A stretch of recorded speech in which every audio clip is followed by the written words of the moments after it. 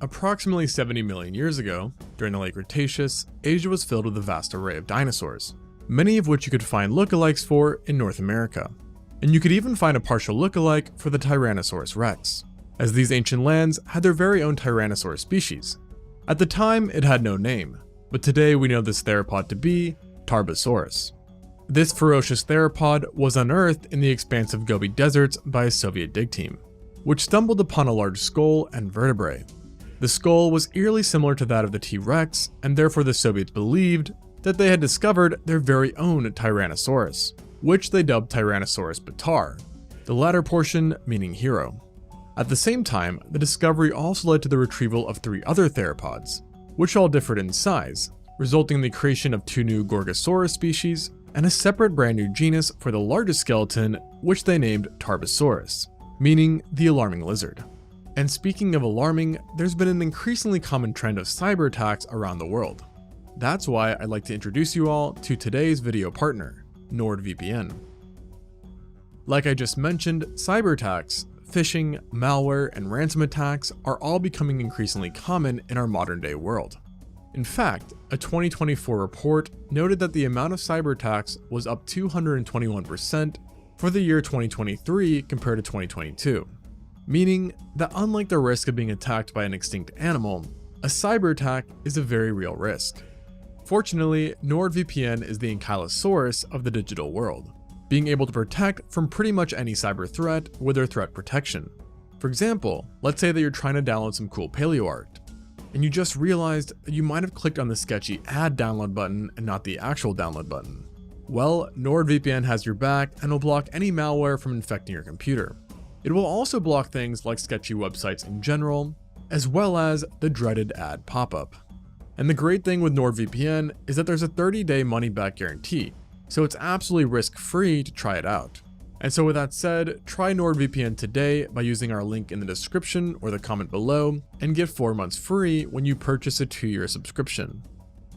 And now, back to the Soviet discovery.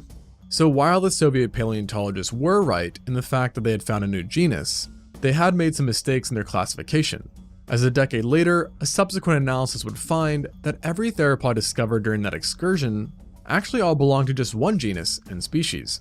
This genus was of course the new genus named before, Tarbosaurus, and thus the idea that they had found a new Tyrannosaurus or Gorgosaurus was discarded.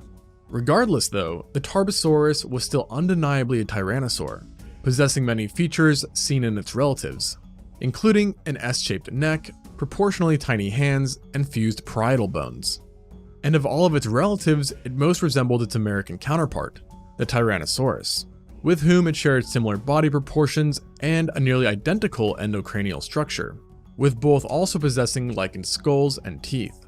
Although the two still had their differences, with the Tyrannosaurus having a much wider skull and body, as well as having larger hands proportionally, with Tarbosaurus actually possessing the smallest hands of any known tyrannosaur relative to its body size. These differences still didn't divide the two by much, and paleontologists currently believe that the Tyrannosaurus and Tarbosaurus were sister taxa, meaning that they were each other's closest relatives within the Tyrannosauridae family. This sister group is known as the Tyrannosaurini, and includes a third member, the zoochain Tyrannus, which was the smallest and oldest of the three, residing, like the Tarbosaurus, within Asia. Because of their strong connection, it was once thought by some that the Tarbosaurus gave rise to the Tyrannosaurus rex, with the hypothesis that some individuals successfully crossed the Bering Strait while it was connected. However, this idea is now considered wrong, as older tyrannosaurs are now known from North America, which may have evolved into the T-Rex, such as the Daspletosaurus. On top of this, we know thanks to a very recent study that there was an older Tyrannosaurus species as well, the Macransus, that predated the Tarbosaurus, casting more doubt on the idea of it being the Tyrant King's forefather. But the study did still find them to be sister taxon, which in some ways has overshadowed the Tarbosaurus' reputation, as the T-Rex has rendered it not even being the biggest member within its own clade, despite being the second largest tyrannosaur of the 13 known genera. Naturally, to be the second largest, adult Tarbosaurs were extremely large, with the average adult measuring 10 meters or 33 feet long, while standing 3 meters or 9.8 feet tall at the hips. And thanks to its robust skeletal structure and ample muscles, the Tarbosaurus was also extraordinarily heavy, tipping the scales at over 5 tons, tying it in 13th place for the heaviest theropod ever, along with Suchomimus and Therizinosaurus. To put this into scale, you would need roughly 5 average-sized giraffes to equal the weight of one Tarbosaurus. And large specimens show that this nightmare didn't stop here, as one giant skull, which was 1.35 meters or 4.4 feet long, is thought to have belonged to an adult that reached 39 feet or 12 meters from snout to tail, making it just as long as the Tyrannosaurus macrensis and nearly identical to the T-Rex in length, though it was still lighter and shorter in height. Despite this, its slight size inferiority to the T-Rex had no impact on the Tarbosaurus, as in its homeland it was still the largest predator around by a long shot, helping to secure its place as the most dominant apex predator, a position that was only strengthened by its titanic jaw and bite. In true Tyrannosaur fashion, the Tarbosaurus possessed a giant, heavily built skull that was covered in an unusual amount of large muscles, as it had a large fenestra or opening that served as an attachment point for muscles. This gave Tarbosaurus an immensely powerful bite that's been estimated at 10,000 pounds per square inch, rendering it more forceful than the bite of certain larger theropods like Giganotosaurus, plus any living animal today. This was seriously unfortunate news for any herbivore in its environment, made worse by the fact that the Tarbosaurus was by no means toothless, with adults possessing between 58 and 64 giant teeth within their mouths, that were all more serrated than the teeth of even the T-Rex. These lethal teeth, coupled with its power, led the Tarbosaurus to being a walking hydraulic press that easily crushed and tore through any victim's flesh and bones, removing huge amounts of meat with each bite, rapidly leading to catastrophic blood loss and shock. Naturally, such terrifying power and size all led to Tarbosaurus to being a butcher of giants, with isotope analysis finding that it had a preference for hadrosaurs, ankylosaurs, and titanosaurs, some of which, like the Saurolophus and Nemegtosaurus, were bigger than even itself. This analysis has been backed by direct evidence as well, with all mentioned prey having been found with severe bite marks that matched those of the Tarbosaurus. Fossil remains have also shown that other large dinosaurs in the area were not exempt from the menu either, including giant theropods. But I'm not talking about other Tarbosauruses, rather the cumbersome Deinocheirus. This was a giant ornithomimosaur that was surprisingly larger than the Tarbosaurus, weighing anywhere from 6 to over 7 tons. Sadly for it, size was not a foolproof deterrence as one recovered specimen displayed, as numerous parts of the body had been punctured and gouged with such ferociousness that the animal had been essentially disemboweled. The attack was so chaotic that when the specimen was first discovered, it remained a mystery for quite some time on why its remains were so scattered and damaged. Another theropod that may have been a food item as well was the Therizinosaurus. This was a slightly smaller, yet still giant theropod that weighed about 5 tons at its max, while also possessing the largest known claws of any animal, either extinct or extant. As of yet, no remains of it have shown predation by the Tarbosaurus, though this may very well change.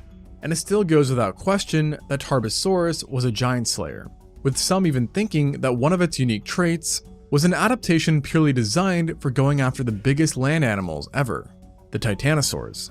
Specifically, its skull, along with being robust and roped with muscles, was also extremely rigid, with its mandible in particular being much sturdier and more inflexible than what is seen in other tyrannosaurs.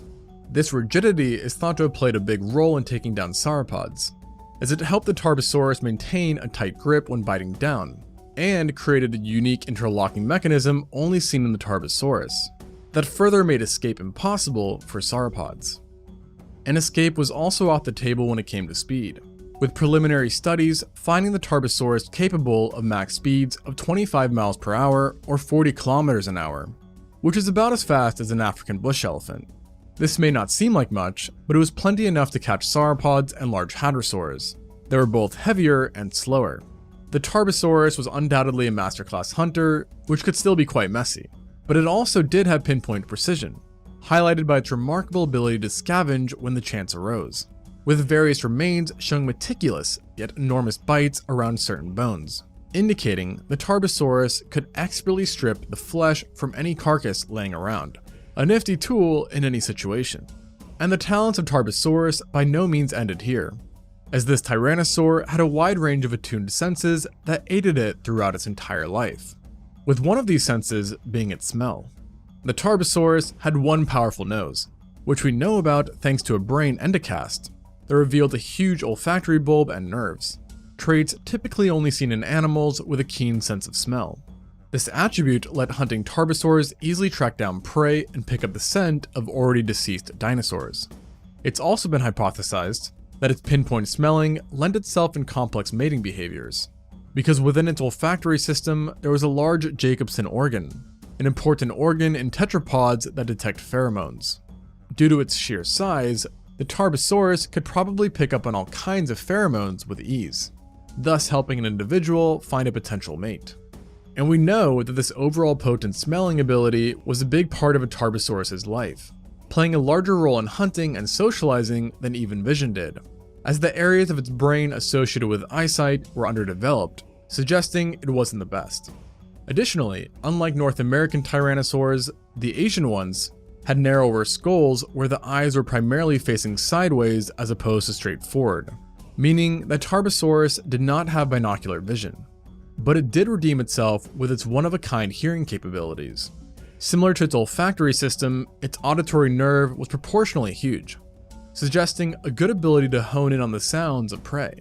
The presence of good hearing likely further means that its balance and coordination was above average, a key trait when tackling huge dinosaurs that ultimately had more power in their movements, meaning that battles with them involved a lot of tugging and thrashing.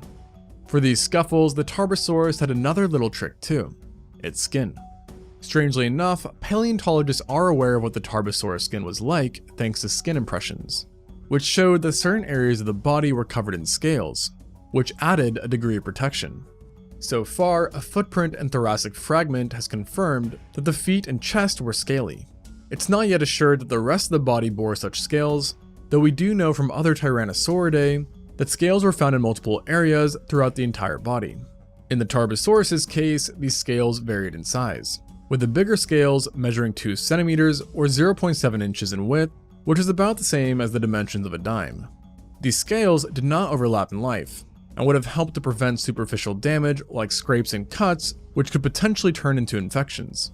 This is perhaps best showcased by the lack of Tarbosaurus remains that bore infection-related damage, with the only known damaged Tarbosaurus bone coming from an isolated hand that was fractured during a struggle with prey, proving once more that this was by no means a lazy scavenger, and rather a highly active predator that efficiently turned its ecosystem into its very own dominion. And this domain spread far and wide, with remains being found within the Gobi Desert and present-day eastern China. Of all its known habitats, the Namek Formation is by far the best studied one, and is where Tarbosaurus was most concentrated. This formation is today a dry desert, but during the Tarbosaurus' heyday, it was in many ways an oasis, where the climate was warm and humid, and the lands were split and broken up by large rivers, shallow lakes, and mudflats, all of which supplied life to expansive marshes and conifer-dominated forests. This in turn, of course, allowed for the presence of a lot of dinosaurs, which along with the previously mentioned ones included Tarchia, Barsboldia, Homalocephaly, Prenocephaly, Opisthocoelicaudia, Mononychus, Adasaurus, Gallimimus, Anseramimus, Avimimus, Conchoraptor, Gobiraptor, Oxaco, Nemectomia, Zanabazar, and Borogovia. Interestingly enough, there were also plenty of other Tyrannosauridae around too, such as the Bagaraton, Raptorex, and Alioramus. Fortunately, for the Tarbosaurus, none of these theropods were a major threat, with all of them being considerably smaller, with Alioramus being the closest challenger at roughly 1 ton. Still, these guys may have been a threat to younger Tarbosauruses who targeted smaller prey in their adolescence, thus creating some competition. What the adults did have to worry about though was the environment itself. While its homeland was lush for most of the year, sediment deposits revealed that this oasis had a sinister secret: droughts. Occasionally, like what is seen in the famous Morrison Formation, Droughts would take place in these ancient lands, drying out water sources and creating large dunes. During such times, loss of life was inevitable, and every Tarbosaurus' senses were put to the ultimate test. Fights and competitions also likely skyrocketed during these droughts, with only the toughest making it out. Yet, at some point, not even the biggest and baddest Tarbosaurus prevailed, as fossils are only known from the Maastrichtian age 70 million years ago. No one knows what exactly happened to this iconic theropod, though as mentioned, some think it went on to evolve into a new Tyrannosaur, while others prefer the idea that climate change claimed it. And that about wraps up this episode, but if you found this video interesting, you should check out the video we made recently on the Velociraptor, which could have potentially been a contemporary to the Tarbosaurus, and also of course inhabited the Gobi Desert in the Late Cretaceous.